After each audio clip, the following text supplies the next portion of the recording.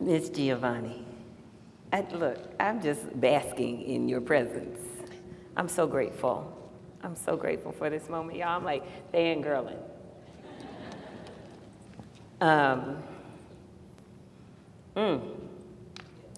There is so much that you shared with us. There's so much richness and texture in all that you shared with us. And I just have a few questions, if I may, because you brought the real. You talked about what we are doing is good. And it's not perfect, but it's good. And we have to take some satisfaction in what we are able to do. I'm interested in hearing you share, how do we stay well? How do we stay well while knee-deep in this work that doesn't always feel good? We're doing good, but it doesn't always feel good. How do we keep our sanity and our wits about us when the hate overwhelms? Well, I really think you have to give yourself, everybody does, me, you, and everybody else. I really think you have to give yourself credit for what you can do. And I think it's important to know, essentially, when you've done your best. And your best doesn't have to be, it doesn't have to be perfect, but it's the best you can do. And you've got to be able to say that to yourself. I mean, that's something that I knew as a little girl. I was young. I just knew that somehow, whatever the thing is going to be, or however it's going to be, if this is all I can do. And then some things, like I was laughing, well, not laughing because it's not funny, but my father and mother I was about to say my father and mother used to fight, but they didn't used to fight. He used to hit her, so it wasn't a fight. Fights are when Muhammad Ali and George Foreman or something. But, and I finally realized, I must have been 10 years old or so, and I said, oh, this has nothing to do with me. This is their marriage. This is his house as far as I could see. So one of us needs to leave. And so obviously the choice is going to be me because it's their marriage in his house. And I don't know where, I couldn't begin to tell you where. I just never pick on myself. And I still don't. I'm 80 years old and I ought to know better. But that's why I didn't mind saying I need help. And I don't think that anybody, you have to know you need help. I mean, you have to be able to admit it. And, I was talking about my health, but I'm not I'm 80, hell, that's better than a lot of people who were 79. And so, you have to say to you, well, that's true, and I'm sorry they're gone, but I'm glad I'm not. But it wasn't a flip. Jesus didn't say, now, who should we take? And we'll take the 79 this year, but Nikki just turned 80, so damn, we're going to miss her. So, you know what I'm saying? And some of it is funny. I do recommend, because I drink champagne, I drink a relatively inexpensive champagne, but I do recommend that after the day is over. Yeah, because otherwise, you just keep pushing yourself and you'll be tired and you'll be wondering why. I certainly do recommend a good drink. And, but I recommend church on Sunday so you can see, take it whichever way it goes. And I think it's important to have a good friend. And I know that whatever it is in life, you're not going to have a lot. I never trusted anybody. I'm not friendly. And so I never really trusted people that had a lot of friends because I know something's wrong with somebody's lying. But somebody's lying, we don't know who. Somebody's lying, it might be you. You just don't want to lie. And I do think about Jesus a lot because we learn so much. But anybody got 12 people around him, he had to know something's wrong with some of them. And so what we do, we watched Judas come into, Satan comes into Judas. We knew that Peter, we already knew Peter was a piece of work. Because when Jesus was standing on the water, and he said, Peter, come here, I got something I want to talk to you about. And Peter said, that's water. And, yeah, that's water, come here. And he wouldn't walk across the water. So you knew, Jesus can't count on him. But you can't have that many people around you. You get one or two people. And that's why John is important. And that's why Revelations is important. But that's just me and what what gives me pleasure. But I also get a lot of pleasure out of, I've been waiting all day for Sunday night. So, you get your balance. I think I would be a pretty good cheerleader if I had started earlier, maybe, Yes. maybe 60 years Yes. ago. I think I would be pretty cool. I was in better shape. Yes. So my hope is that you got all the wisdom in this exchange, right? So I asked the question, how do we stay well when we're on the battlefields, when we're tired, when we're encountering hate? She said, this is like survey said, right? A good drink, a good friend, a good hobby, right? Good hobby or good sport, faith, right? All things. So, get you at least one or two of those. Maybe a good drink with a good friend, right? Or maybe faith with the friend. But get the support that we need. And the other thing that you said was to ask for help. And I'm struck by that, ask for help, because I come from a long line of people who didn't get help when they asked for it and who stopped asking. What do we do to revive that sense that we can and should ask? I think you have to be careful what you ask for. I mean, that's an old, that is an old. Be careful what you ask for you might get it. And I mentioned it earlier because I do believe it. I do not think I should waste the Lord's time asking for some foolishness.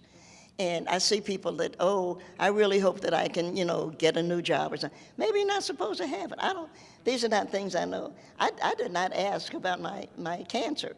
There's no point in asking about it because if the Lord is watching me, he knows, Nikki's got cancer. If he isn't watching me asking him to check me out ain't gonna make him watch any earlier. Whatever number I am on the Negroes that he watches, I have to wait for that number to come up. So I'm always, don't you ever worry about that? What number am I on the Lord's list? So you have to be careful what you ask for. But I think that the most thing that's important to me about people say, well, I asked the Lord and he didn't give it. By what right do you waste the Lord's time on your petty shit? That must be a better word, excuse me. But by what right? I mean, I live with white Americans. And we all do. Everybody does, white Americans in the room. By what right do you say, I want to be safe? And my safety is so important, I can go kill half the world so that I can be safe. I can go drop bombs on people so that I can be safe. What kind of sense does that make? What makes your life more important than the life of somebody else or something else? And so you have to try to look for some balance, And I do worry, things like that worry me because I don't ask for much. I just don't ask for much. And I'm not going to ask for something I absolutely cannot use and have no control over. It doesn't even make sense. Yeah. We're not going to ask for something that we cannot use. Did you get that?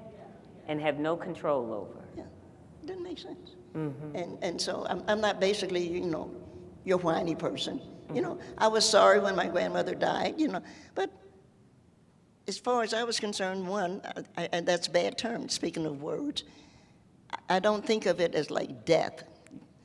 I think of it as transition. So when grandmother transitioned, I knew if there's a heaven, and I believe there is, grandmother went to heaven. So I know that grandmother's sitting there.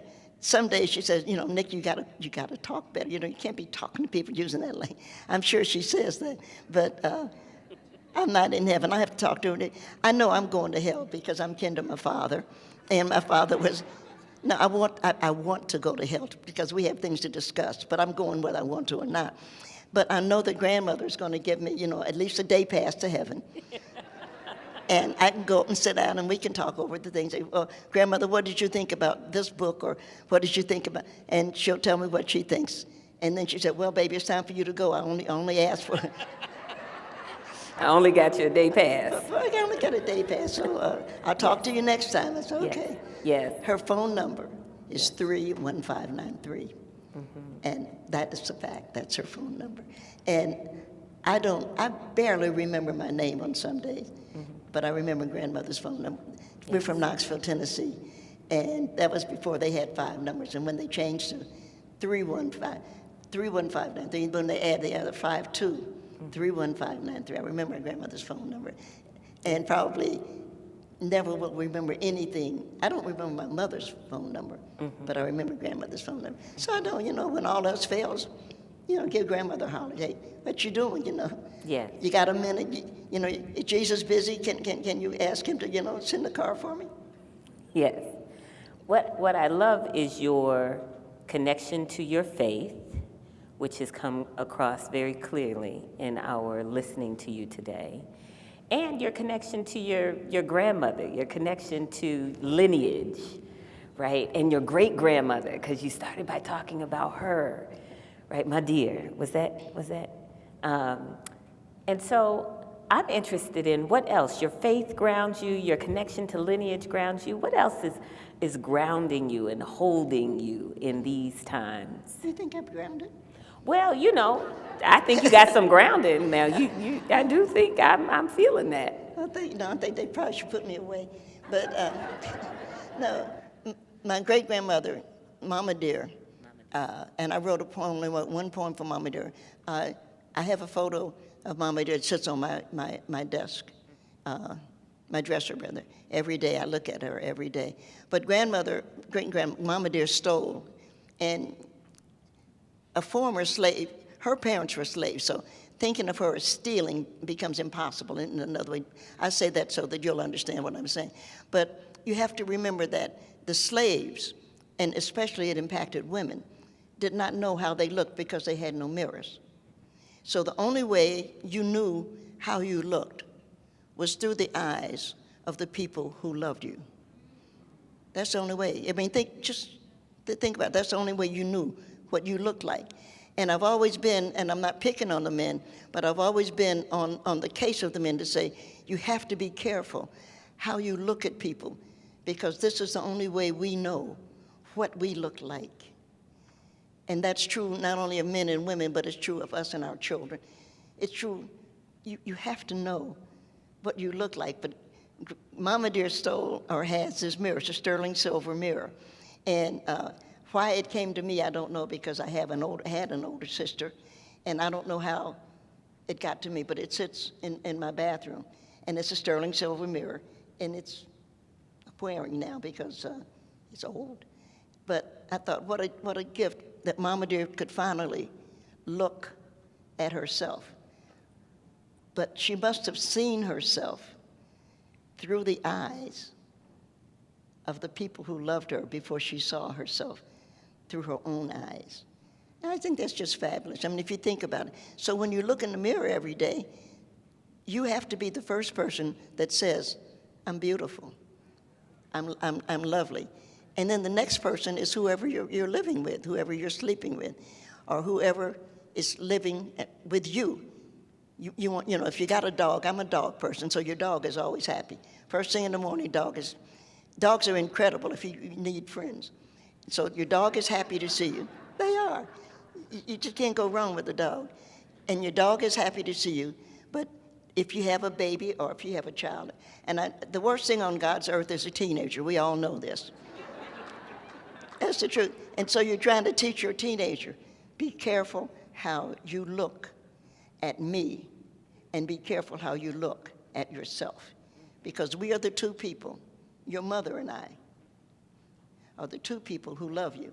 I'm not saying your father didn't or doesn't, but there probably isn't a black woman on earth they hadn't heard one time, ain't mine. So,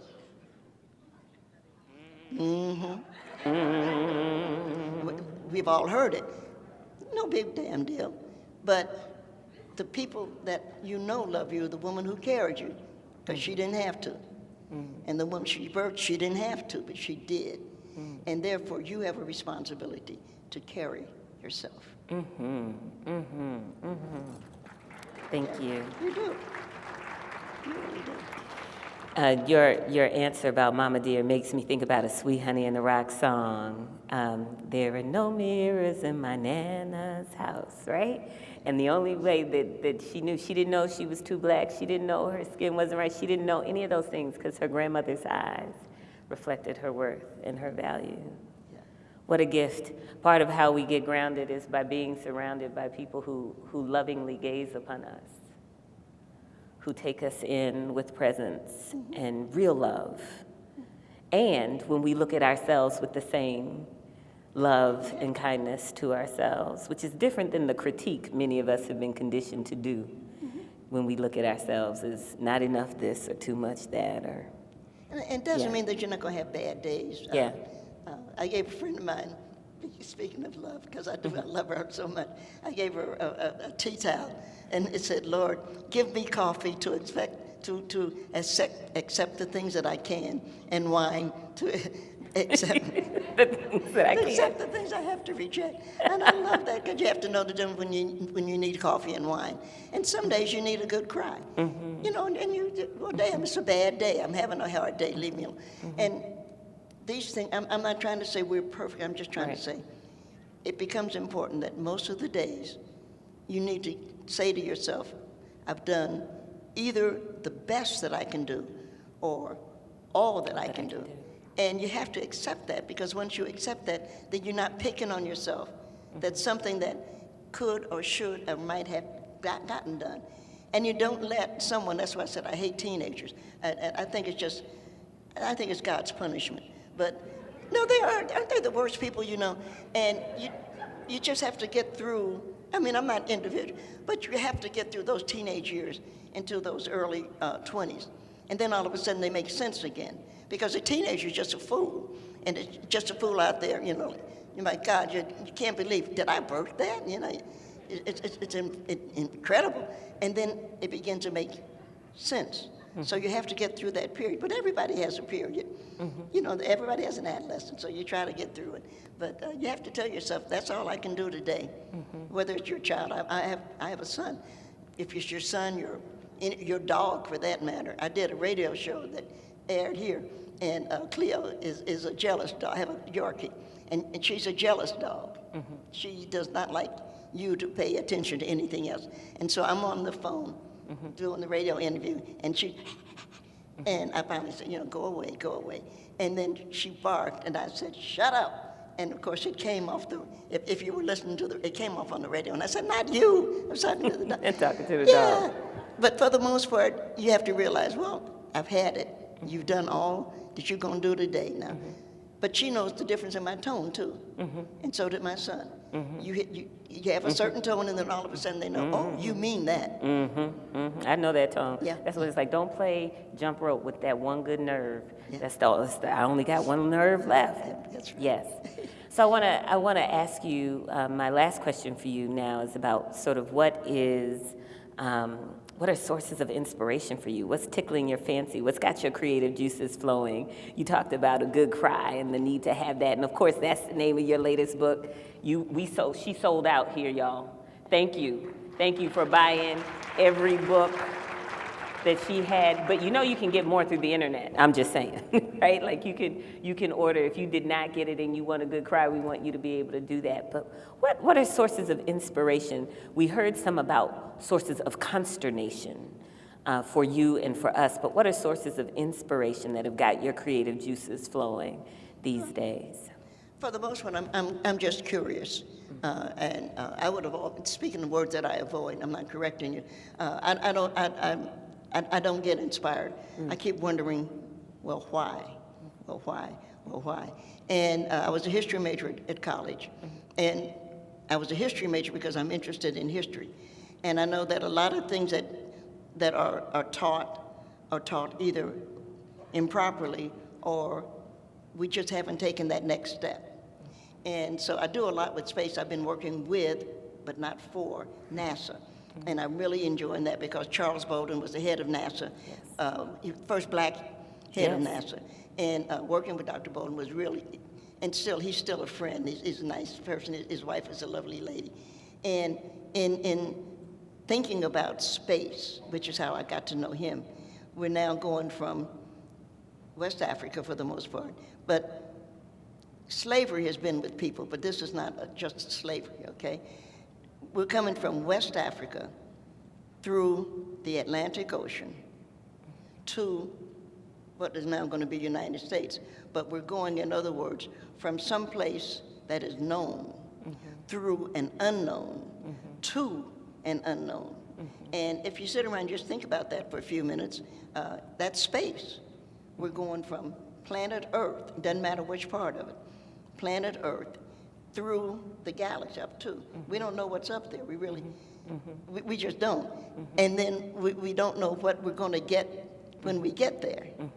And so when you think about that, it's only fair to say the only people qualified to go and bring back knowledge or anything else are black women, because we have gotten along with aliens. We live with aliens. We do. Look at what we live with.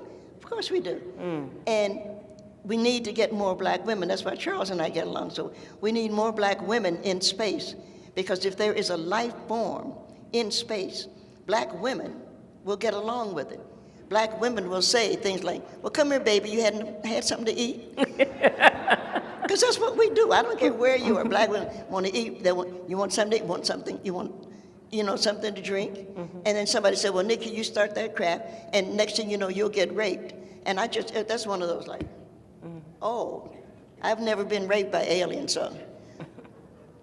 You think we haven't been raped by, you think that we haven't lived with aliens and been raped by them and been impregnated by them and had children by aliens? You think not? I think so. And I think whatever comes in to us, we bring it out and we love it. Nobody does that but black women.